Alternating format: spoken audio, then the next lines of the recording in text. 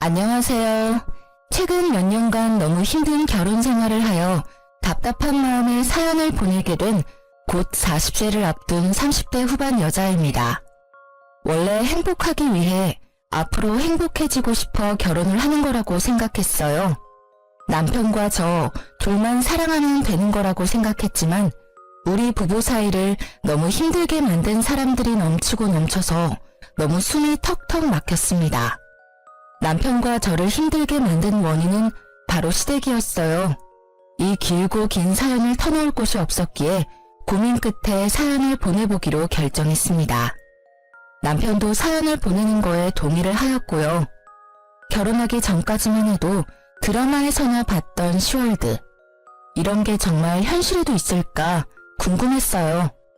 가끔 어떤 사람들 얘기 들어보면 드라마에서나 볼 법한 막장을 실제로 겪고 있는 분들이 계시더라고요. 저도 결혼하면 그런 일을 겪는 걸까? 그런 의문이 들기도 했었는데 그런 일을 제가 직접 겪을 줄은 정말 몰랐네요. 남편과 저는 정말 많이 사랑하는 사이입니다. 결혼을 하면서도 남편 때문에 제가 힘들었던 적은 전혀 없었어요. 오히려 남편 덕분에 제가 시월드 안에서도 버틸 수가 있었는데요. 어떤 힘든 일이 있어도 저희 부부 사이를 갈라놓을 수는 없었어요. 연애할 당시 남편이 오랫동안 취준생으로 지냈어도 군대를 간다고 했을 때도 저희는 절대 헤어지지 않았어요. 근데 우리 부부 사이에 금이 갈 뻔한 적이 딱 한 번 있는데 바로 시아버님과 남편의 여동생 때문이었어요. 보통 시어머님과 고부 갈등이 많이 생긴다는 말은 들은 적이 있는데 오히려 시아버님과 싸우는 일이 너무 많았어요. 보통 시아버님의 사랑은 며느리라고 하는데 그건 모든 사람에게 해당되는 말은 아니었어요. 남편과 오랫동안 연애를 하면서 이미 알고 있던 사실이 있는데 그건 남편의 집안이 가난하다는 거였습니다. 남편과 연애를 하면서도 집안일 때문에 힘들어할 때가 많았어요. 남편네 집에 좀 힘들다는 것은 예상했지만 이 정도로 힘든 집안일 줄은 몰랐어요. 남편과 결혼을 앞두고 있을 때 모든 상황을 전부 듣게 됐어요. 시댁이 처음부터 가난했던 것은 아닙니다. 남편 어릴 적부터 회사를 운영하고 계셨는데 무리하게 사업을 확장하게 되면서 결국 회사가 망했다고 합니다. 그래서 아버님 앞으로 빚만 억이었는데요. 처음엔 빚이 어마어마하게 많았지만 친척들의 도움을 받아서 엄청 많았던 빚이 1억으로 줄었다고 해요. 근데 1억이란 빚도 엄청 많은 빚이죠. 시어머님은 원래 부잣집 막내딸로 태어나신 분이라서 이제껏 돈 걱정이라고는 해본 적이 없으신 분인데 아버님 때문에 지금껏 돈 걱정을 매일매일 하면서 힘들게 살고 계셨다고 해요. 시어머님이 물려받으신 유산도 아버님이 모두 날렸다고 합니다. 그것 때문에 이혼 위기를 겪었지만 남편을 생각해서 이혼까지는 안 갔다고 해요. 원래 전업주부로 지냈던 분이었는데 마트에서 계산원으로 일하고 계셨고요. 열심히 일을 하면서 빚을 갚는 데에 보탬이 되려고 하는 어머님과 다르게 아버님은 빚을 갚는 데 있어서 크게 노력하지 않는 편이었어요. 아버님이 남들 아버님들과 다르게 연세가 꽤 있으신 편이라서 마땅히 일을 할 만한 곳이 없는데요. 그래도 잘만 찾으면 할 일은 많았습니다. 이제까지 사업을 해왔던 분이라 몸을 쓰는 힘든 일을 하긴 싫어하세요. 그래서 몸이 편하지만 월급이 적은 경비 일을 하면서 돈을 벌고 계셨는데요. 남편이 성인이 되기 전까지만 해도 이 집안의 가장이 바로 아버님이었기에 빚을 갚는 동시에 제 남편과 시누이를 먹여 살려야 하는 게 맞잖아요. 근데 절대 힘든 일을 하지 않으려고 하는 아버님 때문에 남편과 시누이가 굶고 지낼 때가 많았다고 합니다. 어머님은 애들이 불쌍하기도 하고 빚 갚으라는 독촉장이 날라올 때마다 심장이 쿵쾅쿵쾅 뛰어서 이대로는 못 살겠다 싶어서 아버님께 제발 일 좀 하라고 크게 화내신 적이 있었다네요. 어머님이 일하라고 옆에서 말 한마디라도 꺼내면 밥상을 엎을 정도로 극도로 예민하게 반응하셨다고 해요. 지금도 여전히 돈 때문에 자기한테 눈치라도 주면 가장을 무시하는 거냐고 엄청 난리를 치십니다. 남편이 학생일 때까지만 해도 거의 어머님이 혼자 빚을 갚고 있었다고 보면 돼요. 아버님은 거의 한량처럼 일을 하다 말다 했었기 때문에 크게 도움이 되지 않았다고 해요. 어머님 힘으로 혼자 빚을 갚았기 때문에 아무리 열심히 일을 하고 갚아도 빚의 금액이 크게 줄지 않았다고 합니다. 남편이 성인이 되고 난 이후 본격적으로 일을 하기 시작하면서 그나마 돈에 대한 부담은 적어졌지만 여전히 빚을 갚는 데 있어서 허덕이는 건 맞아요. 시모는 아버님 대신에 항상 고생하는 남편에게 미안하고 사과를 매일 했다고 해요. 성인이 된 남편은 아버님 대신해서 대부분 빚을 갚아줬기 때문에 어머님이 항상 미안하다는 말을 달고 사는 거였어요. 1억이란 큰 돈을 전부 갚아준 건 아니었지만 5천만 원 가까이 남편이 대신 갚아줬다고 합니다. 그래서 남편이 저와 연애를 했을 때 씀씀이 자체가 크지 않았어요. 남편 보면서 참 검소한 사람이다 라는 생각을 했었는데 그만한 이유가 다 있었던 거였더라고요. 남편은 원래 저와 결혼하지 않으려고 했어요. 결혼하게 되면 아무래도 제가 고생할 게 뻔하니까 고생시키고 싶지 않다며 처음엔 연애만 하자고 했어요. 하지만 전 그런 남편과 결혼하고 싶었어요. 항상 성실하고 워낙 착한 사람인 걸 알고 있었기에 남편에게 걱정하지 말고 바로 결혼하자고 했어요. 그래서 남편은 결혼하기 전에 시부모님에게 결혼 후엔 가족 빚을 갚는 데 도움을 주지 않겠다 선언하고 저와 결혼하게 됐어요. 오히려 남편이 결혼 전에 이렇게 딱 잘라서 말해놔야 앞으로 나와 앞으로 태어날 아기가 고생 안 한다고 말하더라고요. 오로지 제 생각만 해주는 남편과 바로 결혼하게 됐었는데 생각보다 감당하기 힘든 결혼 생활을 해야만 했는데요. 시아버님 때문에 항상 시끄러운 하루하루를 보냈어야 했어요. 그 이유는 아버님의 욕심, 자격지심, 심술 때문이었어요. 원래 가난으로 사람을 함부로 판단하면 안 된다고 생각하는 사람이 바로 저인데요. 남편만 봐도 가난한 집에서 살았음에도 너무 착하고 반듯하거든요. 제 남편 말고도 가난한 환경에서 살았음에도 열심히 살고 착한 사람 정말로 많습니다. 그런 사람이 있는 반면 반대로 본인이 가난하게 살았다고 돈 있는 사람들을 무시하고 깔보는 사람들도 은근히 많았어요. 대표적인 예가 우리 시아버님입니다. 아무래도 본인이 회사를 운영하면서 한때 잘 나가던 시절이 있다 보니까 그 시절을 회상하며 허세를 떨 때가 많았어요. 그런 시아버님과 다르게 저희 친정아버지도 크게 회사를 운영하는 편인데 시아버님처럼 오래전부터 회사를 경영했어요. 다행히 저희 친정아버지는 지금까지도 사업이 잘 운영되고 있는데요. 근데 시아버님은 그게 마음에 안 들던 모양이에요. 민지야, 너네 사돈께서는 언제부터 그 회사 운영하셨니? 지금도 운영 잘 되는 것 같아? 아, 네. 지금도 물론 잘 되고 있어요. 아마 제 기억으로는 아버지가 제가 중학교 다닐 때부터 회사를 운영하셨다고 해요. 친정 아버지가 원래 처음부터 크게 하지 않고 작게 시작했다고 해요. 직원도 안 쓰고 혼자 열심히 발로 뛰면서 일한 덕분에 이렇게 회사가 클 수 있었다고 하네요. 혼자 힘으로 어떻게 그런 회사를 운영할 수 있었겠어? 그냥 다 운이 좋았던 거지. 요즘 회사 크게 운영하고 있는 사람들은 다 운빨이야, 운빨. 나 같은 사람이야말로 최고의 경영인이라고 하는 건데 내가 운이 안 좋게 태어나는 바람에 이 능력 제대로 써먹지도 못하고 참. 사돈한테 가서 전해. 사람은 항상 겸손해야 한다고.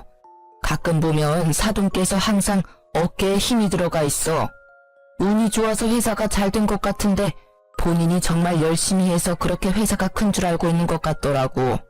내가 볼 때 사돈 회사 경영 잘 못하는 것 같아. 아버님, 저희 아버지 정말 노력 많이 하셨어요. 운이 좋아서 그런 건 절대 아니고요. 저희 친정아버지 하루에 2시간씩 주무시면서 열심히 일한 겁니다. 지금 회사 만들고 싶어서 밤낮 가리지 않고 막노동부터 시작했고요. 저희 아버지 너무 무시하지 말아주세요. 내가 어른이기도 하고 회사를 경영해본 사람으로서 딱 보면 사이즈가 나와. 사돈은 그냥 운이 좋은 거야. 사돈 얼굴 보면 게으르고 노는 거 딱 좋아할 관상인데 운이 좋아서 회사가 잘 된 거라고. 내 주변에도 회사에서 운영하는 친구들도 다 능력 없고 게으른 녀석이 천지야. 내 눈썰미 절대 무시하지 마라. 아버님, 저희 아버지에 대해서 함부로 말씀하시지 마세요. 저희 아버지가 어딜 봐서 게으르고 노는 걸 좋아한다고 그러세요? 저희 아버지 정말 열심히 산 분이세요. 아버지께서 지금 회사 운영 안 하신다고 해서 우리 아버지까지 낮잡아 보실 것까진 없잖아요. 어른이 얘기를 하면 그런 줄 알 것이지 어디서 눈을 크게 뜨고 말대꾸야? 내가 봤을 때 사돈이 그렇게 생겼으니까 하는 말이지. 왜? 내가 너 친정아버지 낮잡아서 말하니까 기분 나쁘냐? 아니면 너 아빠가 돈 좀 번다고 날 무시하기라도 하는 거냐고. 그런 말이 어딨어요. 그냥 저희 친정아버지에 대해서 안 좋게 말씀하지 말라는 뜻이죠. 아버님 가끔씩 제 아버지에 대해서 안 좋게 말씀하시는 거 듣기 거북해요. 아무리 아버님께서 한때 사업을 운영하셨다고 해서 저희 친정아버지 사업에 대해 이래라 저래라 할 필요는 없다고 생각해요. 그러니까 앞으로 제 친정아버지에 대한 이야기 절대 안 해주셨으면 해요. 아버지가 저희 친정아버지에 대해서 너무 안 좋게 말씀하셔서 이날 크게 싸웠습니다. 다른 건 몰라도 부모님에 대해서 안 좋게 말하면 자식으로서 당연히 기분 나쁠만 하잖아요. 옆에 계시던 시어머님께서 말렸음에도 아버님은 크게 화를 내시더라고요. 결국 남편이 중간에서 말려준 덕분에 일이 잘 마무리가 될 수 있었는데요. 시아버님은 시어머님 말은 끝까지 듣지 않지만 그래도 남편 말은 잘 듣는 편이에요. 아무래도 남편이 이제까지 시댁에 해왔던 공이 크기 때문에 아버님은 남편의 말을 들을 수밖에 없거든요. 그날 이후 전 속상한 나머지 집에 가서 엄청 울었습니다. 남편은 아버님 대신해서 저한테 사과했었지만 속상한 건 어쩔 수 없더라고요. 그리고 아버님 말고도 아가씨가 자꾸 제 속을 뒤집어 놓을 때가 많았는데요.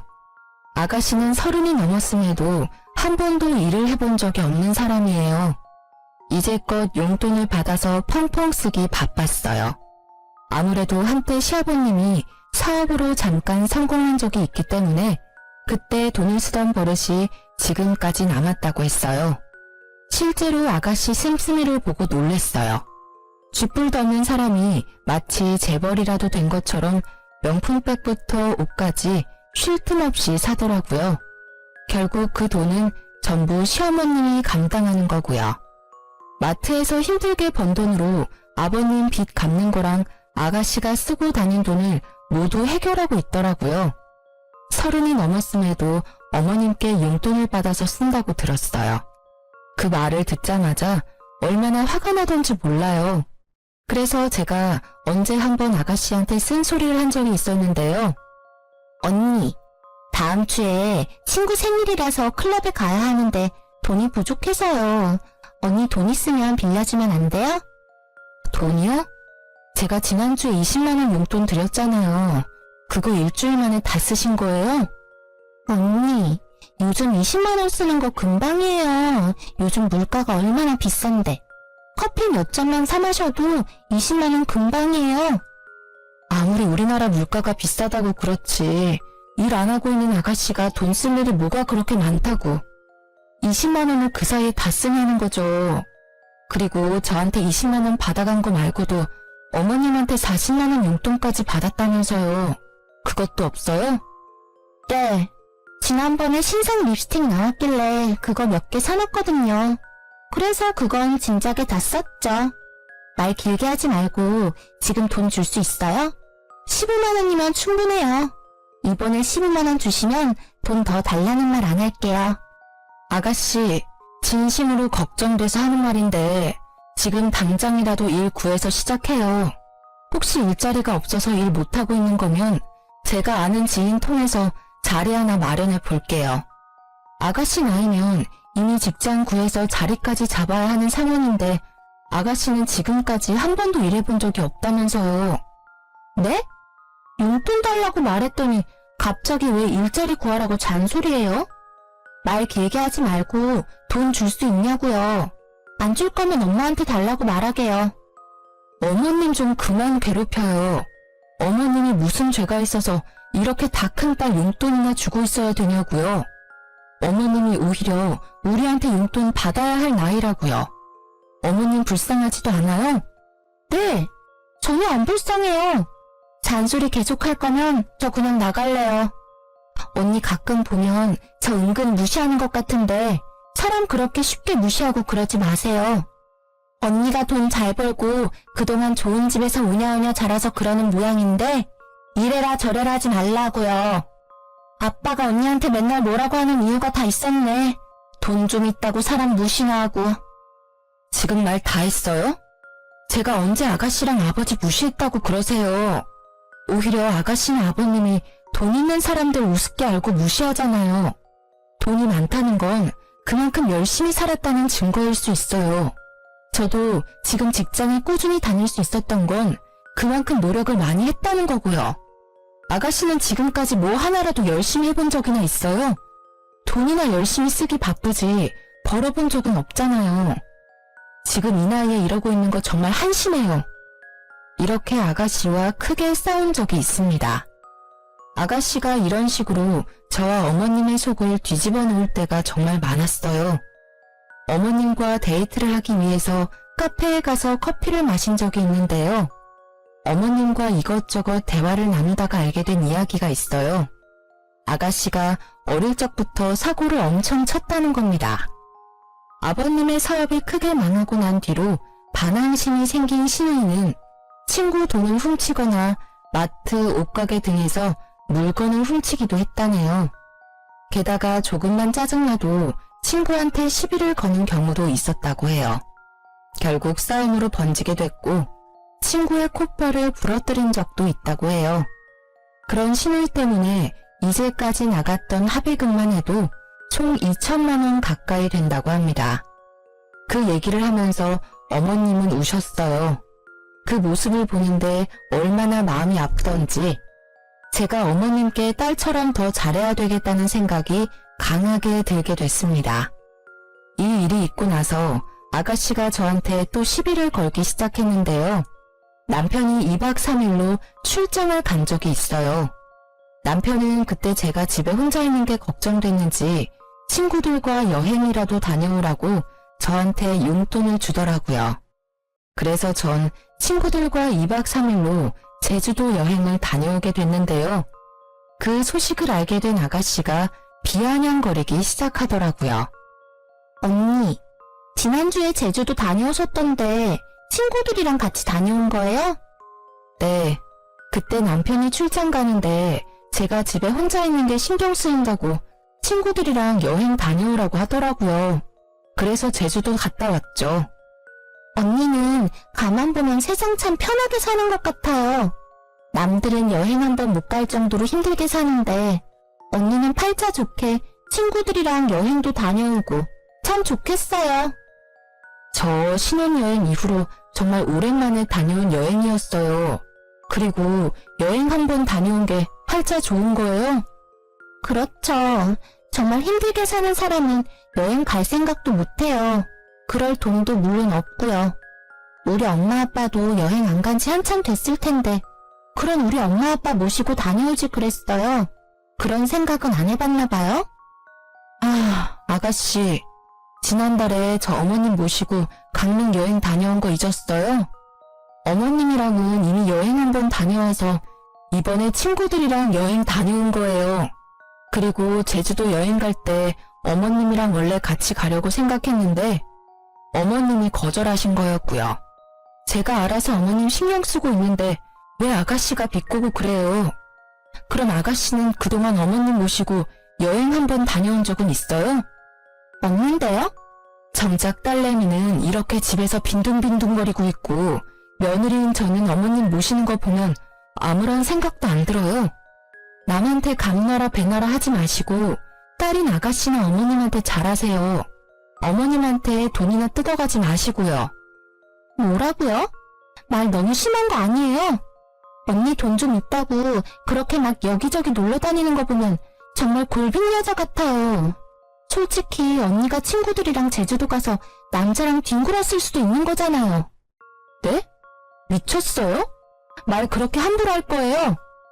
언니처럼 여행, 쇼핑 이런 거 즐기는 거 보면 그냥 된장녀라는 생각밖에 안 들어요. 그럼 아가씨는요? 지금 가뜩이나 어머님 힘드시다고 하는데 어머님 돈으로 명품백 사는 아가씨가 골빈 사람 같고 된장녀로밖에 안 보여요. 저한테 이래라 저래라 할 시간에 아가씨나 일 좀 구하고 돈이나 벌어요. 세상에서 제일 한심한 사람이 바로 아가씨라고요. 아가씨는 제 말이 끝나기가 무섭게 바로 제 머리끄댕이를 잡고 욕을 막 하더라고요. 전 막상 그런 아가씨의 머리까진 잡을 수가 없었어요. 때마침 그때 남편과 시어머님이 집에 들어왔고 욕하며 성질을 내는 아가씨를 말렸어요. 너 지금 새언니한테 무슨 짓이야? 언니가 나보고 골빈년이라고 했단 말이야. 엄마 돈이나 탐내는 사람이라면서. 자기야, 정말이야? 당신이 얘한테 골빈년이라는 말까지 했어?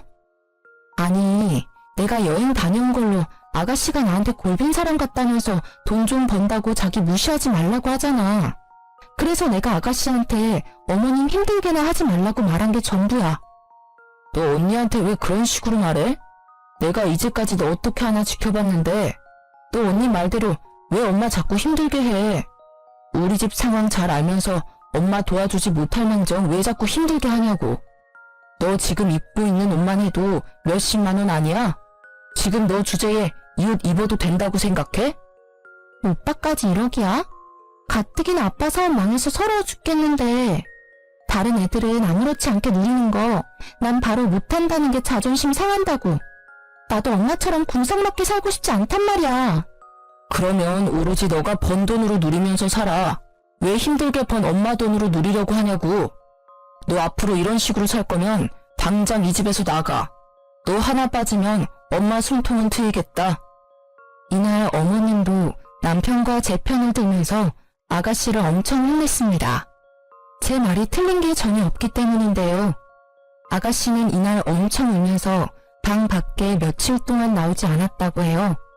그런 아가씨 때문에 열이 확 받은 어머님은 직장 구하기 전까지 집에 기어들어올 생각 절대 하지 말라고 내쫓기까지 했답니다. 그래서 알바라도 구하고 온 듯 했지만 며칠 가지 못하고 다시 그만뒀다네요. 이런 일로 답답함이 쌓이고 있었는데 대형 사고 하나가 터지게 됐어요. 이 계기로 역시 사람은 절대 믿는 게 아니라며 다짐을 하게 됐었는데요. 아까 말한 그대로 시아버님께 원래 빚이 있었는데 남편이 저랑 결혼하기 전까지만 빚 갚는데 일조한다고 했어요. 원래 1억 빚을 5천만 원으로 줄게 만든 장본인이 바로 남편인데요. 남편은 결혼하기 전까지 엄청 열심히 일하고 아버님 빚을 열심히 갚았어요. 저와 결혼했으니 아버님의 빚 때문에 절 고생시키고 싶지 않다며 결혼 이후 절대 빚 갚는 데 도움을 주지 않겠다고 가족들에게 선언했어요. 의외로 아버님이 그렇게 하라고 동의하셨다고 하는데요. 시어머님도 그동안 5천만 원이나 대신 갚아줘서 너무 고마웠고 결혼하는데 부모로서 해준 게 없어서 미안하다고 저희 앞에서 우셨습니다.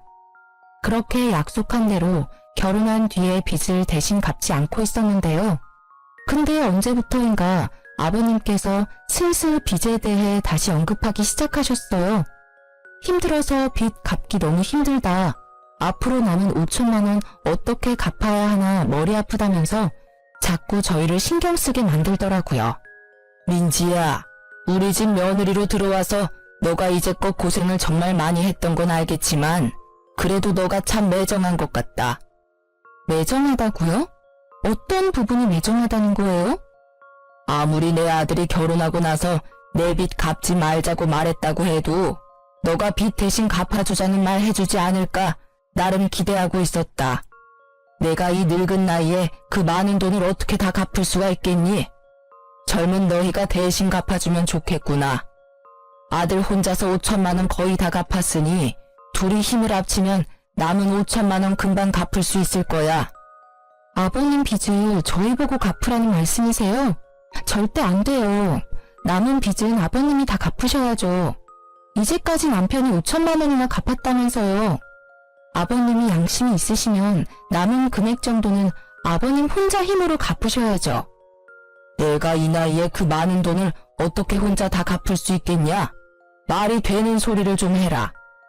이 많은 빚은 아버님 혼자 만들어낸 거면서 왜 빚 갚는 건 우리가 해야 하는 거예요? 저희가 2달에 한 번씩 50만 원씩 용돈 드리고 있잖아요. 그 돈이랑 아버님이 버시는 돈으로 잘 갚으면 되겠네요. 뭐가 힘들다고 그러시는 거예요? 아무리 경비 일이 다른 일에 비해서 힘이 덜 드는 일이라고 해도 나 그 일도 너무 힘들다. 이 나이에 그 일도 버거울 때가 많아. 이제 돈 때문에 걱정 그만하고 살고 싶다. 집에서 너 시엠이랑 같이 편하게 쉬고 싶어. 아버님이 이제까지 얼마나 힘드셨다고 그러세요. 이 집안에서 제일 힘들었던 사람은 어머님이랑 제 남편이에요. 아버님 이제까지 빚 갚는데 도움된 거 하나도 없잖아요. 그리고 집에 멀쩡한 자식 1명 더 있잖아요. 아가씨한테 돈 갚으라는 말 전혀 안 하시면서 왜 자꾸 제 남편한테만 돈 갚으라고 말씀하시냐고요. 지금 너 나한테 언성 높였냐? 넌 어쩜 사람이 이렇게 매정할 수가 있냐? 며느리로서 시아버지 빚 좀 갚아줄 수 있는 거지. 그게 뭐가 억울하다고 언성을 높이고 그래? 저희 아버님 빚 당연히 갚아드릴 의무 없어요. 아버님 혼자 스스로 갚으세요. 제 남편 더 이상 힘들게 만들고 싶지 않아요. 돈 많은 집에서 오냐오냐 자라서 그런지 못 배운 티가 너무 난다. 시아버지한테 저렇게 싸가지 없이 말하는 여자 처음 본다. 처음 봐. 너 앞으로 그렇게 살지 마. 욕먹는다. 옆에서 가만히 듣고만 있던 남편은 주먹을 불끈 쥐고 있더니 아버님의 멱살을 잡았습니다.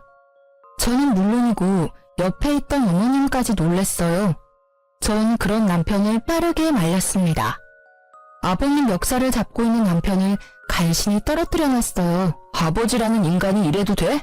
나 하나 괴롭힌 것도 모자라서 이제 하다하다 며느리까지 괴롭히려고 하냐고. 적당히 좀 하세요. 나 아빠 때문에 정말 숨통이 막힌다고요. 내가 이제까지 널 어떻게 키웠는데 나한테 이러니? 아빠 빚 갚아준 게 그렇게 아까워?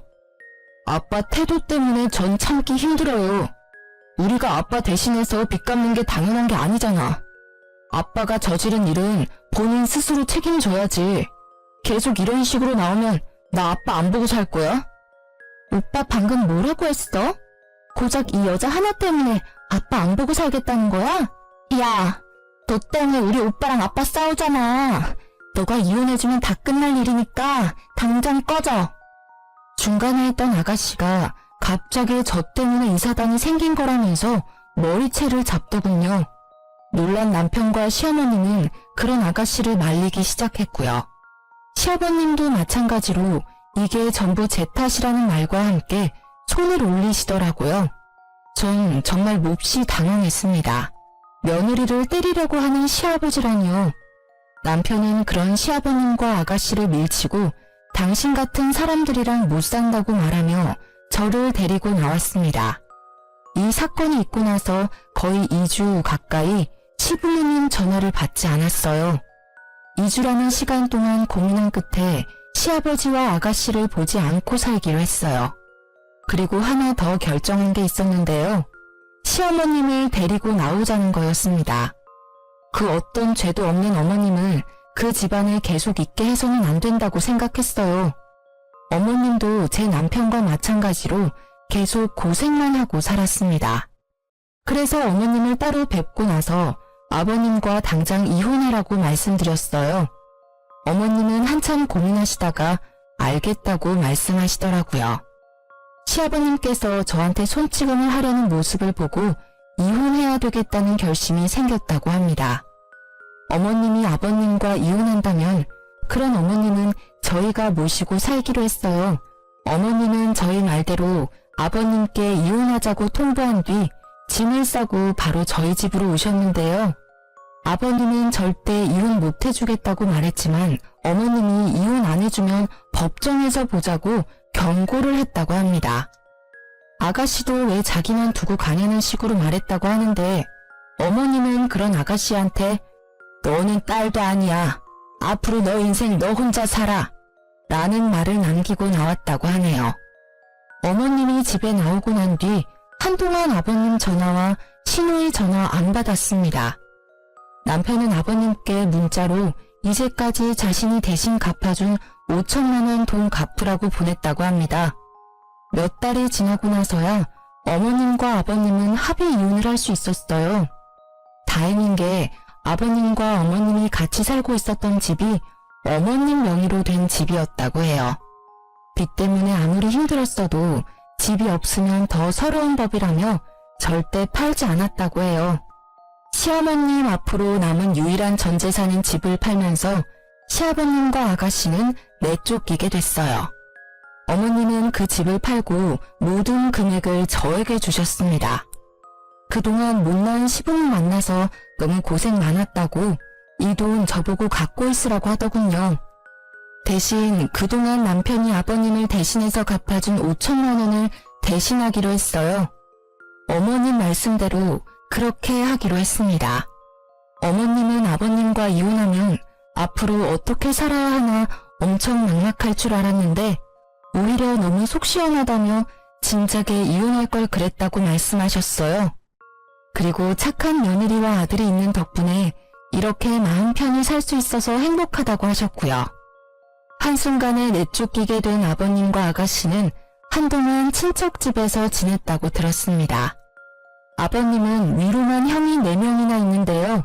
하도 기생충처럼 돈도 안 내고 집에서 얹혀 사는 시아버님과 아가씨가 얄미웠나 봐요. 첫째 큰아버지께서 당장 나가라고 크게 혼을 내셨다고 하네요. 갈 곳이 없게 된 아버님은 결국 저한테 직접 전화를 하셨어요. 그동안 잘 지냈니? 너무 갑자기 전화해서 미안하다. 무슨 일로 전화하셨어요? 그게 말이다. 지금 나랑 태영이가 지낼 곳이 없어서 며칠 전까지만 해도 너네 큰아버지 댁에 잠시 지냈었는데 집에 나오게 됐네. 혹시 너희만 괜찮다면 당분간 너희 집에서 지낼 수 없을까? 아니요, 안 돼요. 제가 된다고 해도 그이가 허락 안 할 거예요. 그리고 이 집에 이제 저희 부부만 있는 게 아니라 어머님도 같이 지내고 있어요. 당연히 어머님도 아버님이랑 같이 지내는 거 절대 찬성 안 하실 거예요. 대수 태영이 엄마 거기서 지내니? 갑자기 집 팔고 나가길래 어디서 지내는가 궁금했는데 그럼 너 시엄마 잠깐 만나기라도 도와주면 안 되겠니? 나 그 사람이랑 이혼하고 나서 되는 일이 없다. 지금 나 혼자 빚 갚느라 정신도 없고. 아버님, 어머님 만나면 빚 같이 갚아달라고 부탁이라도 하려고요. 적당히 좀 하세요. 당연히 빚 갚는 건 힘든 일이고 아버님이 갚아야 하는 건 더더욱 당연한 일이고요. 고작 빚 때문에 어머님이랑 다시 합칠 생각이면 바로 접길 바래요. 어머님, 지금껏 아버님 때문에 고생이란 고생은 다 했어요. 그러니까 정도껏 어머님 괴롭히세요. 앞으로 저나 어머님, 남편한테 전화할 생각 죽어도 하지 마시길 바라고요. 아버님과 전화를 끊고 나서 아버님과 아가씨한테 번갈아 가면서 전화가 왔었는데요. 제가 하도 전화를 받지 않으니까 아가씨는 온갖 욕을 써서 문자를 보냈더라고요. 그렇게 못되게 살면 천벌받는다, 시아버지 버리고 살면 지옥 간다 등등 여러 말을 다 하더라고요. 그리고 시어머님은 아가씨와 딱 한 번 통화했다고 해요. 아무래도 자식이다 보니 마음이 쓰였나 봐요. 아가씨는 어머님께 자식 버리고 가서 좋냐고 제발 자기라도 데리고 가라고 화냈다가 빌었다가를 반복했다고 하네요. 어머님은 그런 아가씨한테까지 정이 떨어졌는지 더 이상 엄마 찾지 말라고 말한 뒤 그 이후로 연락한 적 없다고 합니다. 이 일이 있고 나서 한참을 시누이와 아버님을 안 보고 살았습니다. 저희가 하도 연락을 안 받으니 이제 그쪽에서도 더 이상 연락을 하지 않았어요. 가끔 친척이나 주위 사람들 때문에 그 두 사람 근황에 대해서 어쩔 수 없이 듣게 되는데요. 아버님은 여전히 경비 일을 해왔었다고 해요. 근데 경비원으로 일하면서 그 아파트 단지 주민과 크게 싸웠다고 해요. 아버님 잘못이 아닌 일인데도 아버님이 크게 잘못했다는 식으로 사람들이 몰아가길래 결국 경비 일을 그만뒀다고 해요.